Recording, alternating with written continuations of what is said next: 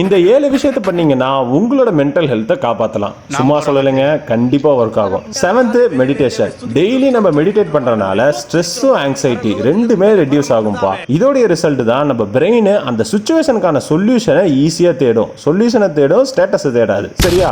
Just breathing exercise, அப்புறம் எதை பற்றியும் யோசிக்காம மெடிடேட் பண்ணாலே போதும். 6th மியூசிக் ப்ளே பண்ணுறது.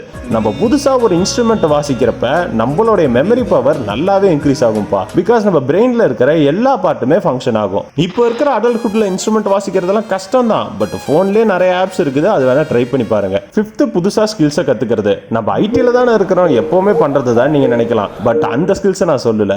டிராயிங் பண்றது, கிராஃப்ட்ஸ், இன்னும் நம்ம ரிலேட்டடா பார்த்தோம்னா போட்டோஷாப் கத்துக்கலாம், வீடியோ எடிட்டிங் கத்துக்கலாம். இது எல்லாமே புது ஸ்கில்ஸ் தான். மெயினா என்ன விஷயம்னா உங்களோட ஒர்க்குக்கு சம்மந்தம் இல்லாத இருக்கிற ஸ்கில்ஸை நீங்க கத்துக்கிட்டீங்கனாலே போதும். மைண்ட் ரிலாக்ஸ் ஆகும், உங்க மென்டல் ஹெல்த்தும் நல்லா இருக்கும். 4th உங்க ரொட்டீனை மாத்துங்க. இப்போ நீங்க ஒர்க்குக்கு போறீங்கன்னா ஒரே ரூட்டே தான் யூஸ் பண்றீங்கன்னா ஒரு நாள் வேற ரூட்டை ட்ரை பண்ணி பாருங்க. இந்த சிம்பிள் சேஞ்ச் நம்ம பிரெயினை புதுசா ஃபீல் பண்ண வைக்கும். ஆனா இது வேணா நல்லாவே எஃபெக்டிவா இருக்குப்பா. நானே ட்ரை பண்ணி பார்த்துருக்கேன். வாரம் ஃபுல்லா ஒரே ரூட்ல போயிட்டு இருக்கிறப்ப லீவ் டேஸ்ல கூட நமக்கு அந்த ரூட்ல போனாலே ஸ்ட்ரெஸ் ஆகும் தெரியுமா? நீங்க இதை ஃபீல் பண்ணிருந்தீங்களா? கமெண்ட்ல சொல்லுங்க. 3rd dancing. இது உங்களுக்கு கேட்கறதுக்கு டிஃப்ரெண்டா இருக்கும், ஆனா இது ஒரு எஃபிஷியன்டான வே. அதனால தான் இதை டாப் 3ல நான் சொல்றேன். நீங்க டான்ஸ் பண்றப்ப உங்க பிரெயினோட ப்ராசஸிங் ஸ்பீடு இன்க்ரீஸ் ஆகும். அது கூடவே நெக்ஸ்ட் என்ன ஸ்டெப் வருங்கிற மெமரி பவர் இன்க்ரீஸ் ஆகும்பா. அண்ட் இது ஒரு பிசிக்கல் எக்ஸசைஸாகவும் இருக்கும். செகண்ட், உங்களுக்கு தெரிஞ்ச விஷயத்தை மற்றவங்களுக்கு சொல்லிக் கொடுங்க. இதனால உங்க நாலேஜ் மற்றவங்களுக்கு கிடைக்கும். நீங்க புதுசா நிறைய பேரை மீட் பண்ணலாம். உங்களுக்கு தெரிஞ்ச கான்செப்ட் நீங்க மற்றவங்களுக்கு சொல்லி தரப்பதான்